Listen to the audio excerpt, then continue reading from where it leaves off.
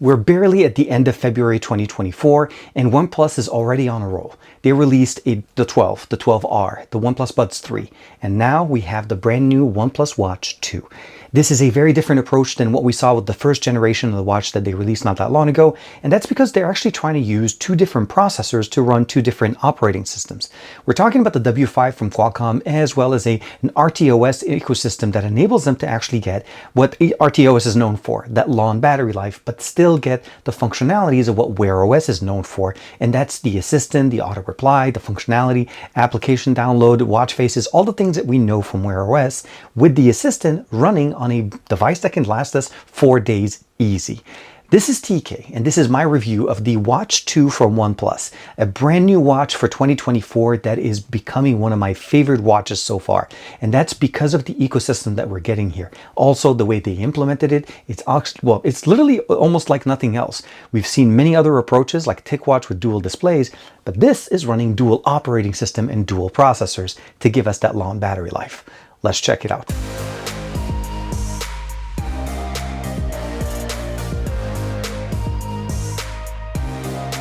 Like and subscribe and make sure you hit that bell icon so that you're always notified to whenever we have new videos on the channel. So here we have it, the Watch 2. There's two different colors of this. Now the one that I have here is the black, well, this is the radiant steel, and there's the black steel. Essentially the biggest difference between the two obviously is one that's more closer to the black color of the OnePlus 12, and this one's closer to the OnePlus 12, again in that green, beautiful green color that we have.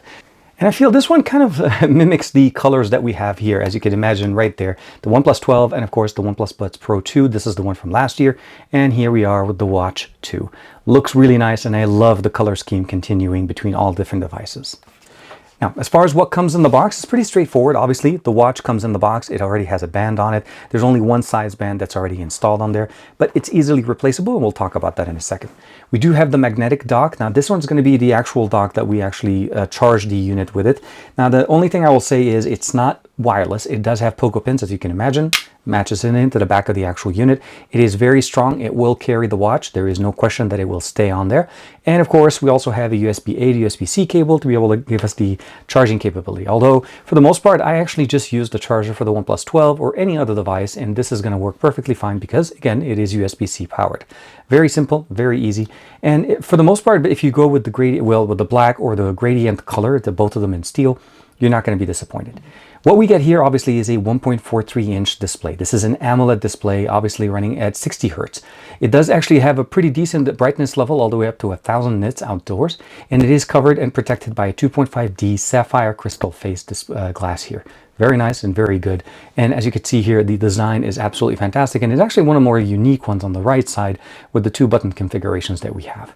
The display is a 466 by 466 resolution. It is a stainless steel chassis that is, regardless of both colors that you're getting there, the only difference essentially is that you're getting the different shade and of course the different bands. Now, as we talked before, we have the OnePlus logo here on the bottom.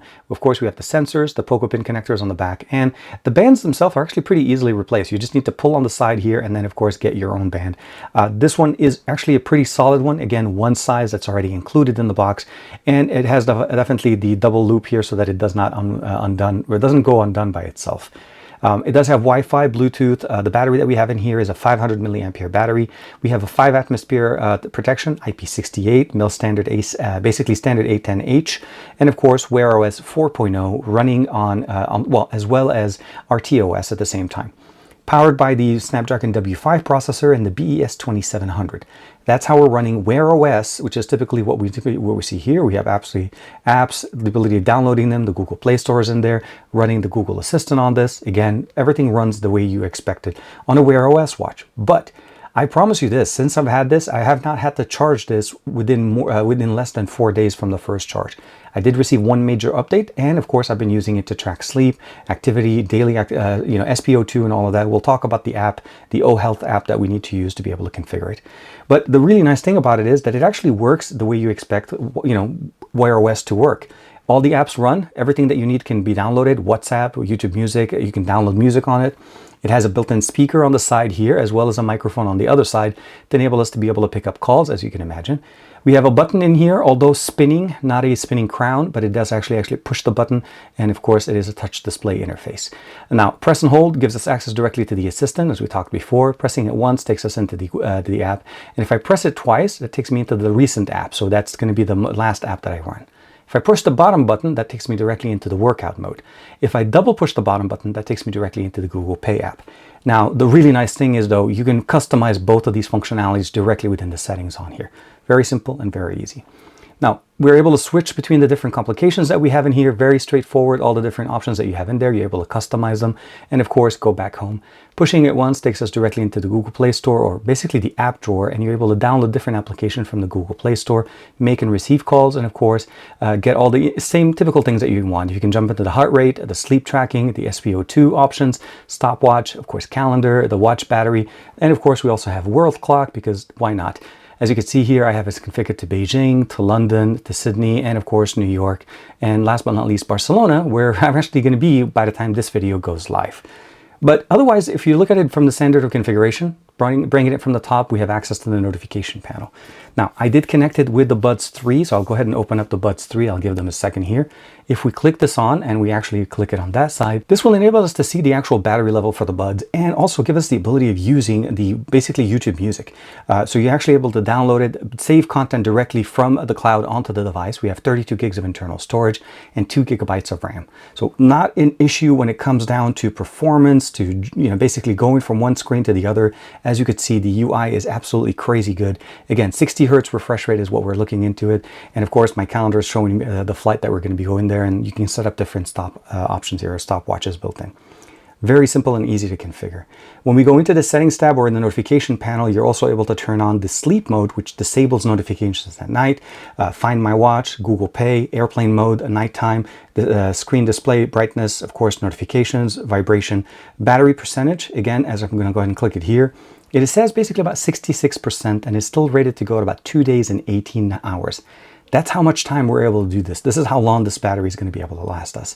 But let's go ahead and go into the settings tab real quick.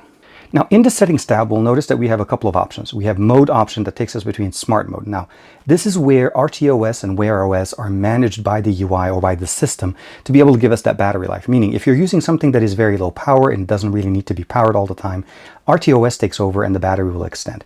You're also able to jump into power saving mode that will push you beyond that 4 days battery life that we're talking about.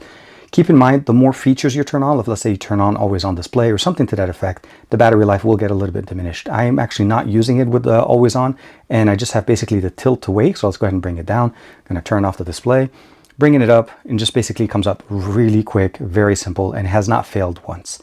We have connectivity via Wi-Fi and Bluetooth, so wirelessly connected over the internet, of course, to be able to transfer content to it. Bluetooth built in. General gives us access to basically show unread messages, app view. You can change it from different configuration. By default, it comes in as a planet view.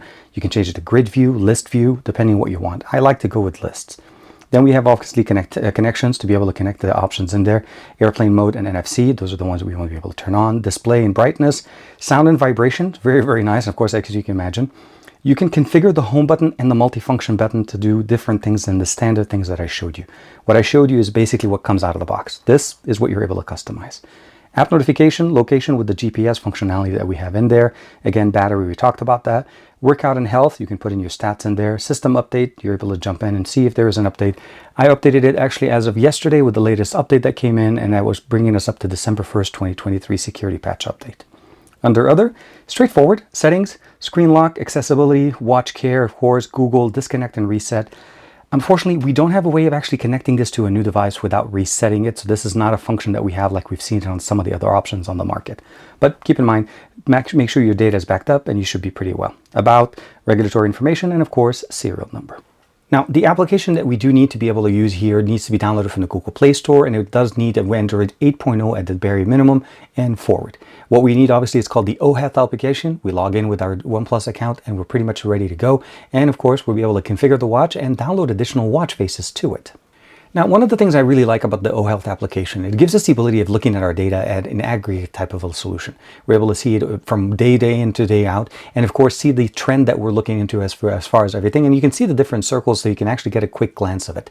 heart rate configuration, of course, stress level, SpO2, and of course, basically just the ability of keeping your heartbeat tracking as well as your sleep. Information is pretty much categorized, and you'll notice the different areas where I woke up, when I slept, the different experiences. And if I took multiple naps, I like the fact that it actually shows it multiple times. Different information, again, you can go by day, week, month, and year. And of course, the longer you have it, the more data you'll have. And as far as the SpO2, again, it just keeps a running average of what the data is as it keeps continuously running and measuring this information. I'm not actually keeping it off. I'm actually running all of those on. The different watch faces that we get in there, we have the ability to download additional ones from the watch face section that we have. And you can see here, they're categorized by fun, classic, efficient, and different options there. Now, as far as the tiles, it's pretty straightforward. We have the ability of housing 8 tiles that are basically rotating, and that's what we were doing there before. We're able to change them, reorganize them, and remove them if we don't want to. We can customize the notifications from all of our apps, silencing our device notification whenever we're doing that, customizing our workout and health information to be able to match what we're trying to do on a daily basis. And of course, just go in there and customize connecting, syncing calendar, weather, display, accessibility. Some of the options that we saw on the watch are available directly within the app. And I really like this option. It's very simple and it keeps it really, really nice. And although it works great on a OnePlus device, it doesn't necessarily need to be on a OnePlus device. You could just download it from the Google Play Store and run it on your device. Again, just Android 8.0 is the requirement. So let's talk about performance. How has this been since I've had it for about a week and a half, and how has the battery life been? It's crazy to say that when I first heard about the implementation that OnePlus is doing here, I was a little bit skeptic because we're talking about, obviously we know that the Snapdragon W5 is a great processor. We've seen it on many other devices before. It's not a slouch. It works great. We have 2 gigs of RAM, 32 gigs of ROM, and of course, most of that is standard now, but again, very nice that we were going with the 2 gigs, not just 1. But when we start talking about RTOS, this is what is literally known for the longest battery life, but is also known for not having the same functions that Wear OS, where we cannot respond to a notification, or we can get notifications, but we can't really get the immersive notification, and we can't respond by text. We can't use a keyboard. There's a lot of shortcomings in RTOS. The biggest, obviously, benefit of RTOS is the battery life. So what OnePlus is doing here is combining both of those functions, the functionalities of Wear OS and the UI, because you're always looking at Wear OS, and the battery savings of what RTOS does with that 500 milliampere battery that we have. That means consistently, since I've had this watch, after installing the second update, even with the first one, I was running 4 days minimum. At about 4.5 days, literally. As I got to at the end of the 4th day, I still had 20% battery on my watch, which kind of told me that I could technically go to the 5th day. Now, mind you, that was without always on display, and also there wasn't really a lot of activity as far as workouts. It was mostly just walking. It auto-detects that, and it did log those steps, and those things typically, responding to text messages, and I'm talking about consistent notification across the day from my YouTube, from my email, responding to this. A lot of those things are very much the core of the experience that you're getting there, and I think this is the biggest benefit here. Their combination of both ecosystem make this watch a very big competitor in this space, because other than TicWatch, where their approach is installing basically 2 separate displays to give us that battery life extension, this is a very good combination. And you saw with the demo, I mean, again, the UI runs very smooth. Everything runs very fast. It is consistently 60 Hertz, and you don't see any stutters in the UI. Nothing's wrong there. The OHealth application obviously doesn't really require the Wear OS app, because that's how, ever since we've gone to Wear OS 4, or even actually 3.0, we no longer use the Google Wear app. We pretty much just use a proprietary app from the maker of the watch. So download it, install it, and then of course use it. You're not going to be disappointed. A solid looking watch, a solid performing watch from OnePlus for 2024. Let me know in the comments below what you guys think of the Wear OS implementation here, RTOS as well. And of course, the Watch 2 being so different than what we had with the first generation, it's actually very refreshing. And I love the color scheme. I love the continuity of basically design that we get from OnePlus. And I can't wait to see what they do for the rest of the year. Thank you very much for the support. Like and subscribe as usual. And of course, I'll see you in the next video.